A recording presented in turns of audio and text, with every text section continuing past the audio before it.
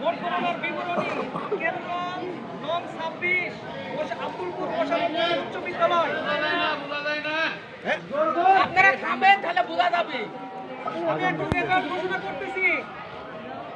ফারজানা শারমিন ধানের শীষ 839, আনসার আলী কোদাল 3, আবুল কালাম আজাদ দাড়িপাল্লা 540, আব্দুল্লাহিল বাকি হাত পাখা 3টা 3, সাইফুল ইসলাম টিপু অলস 1401।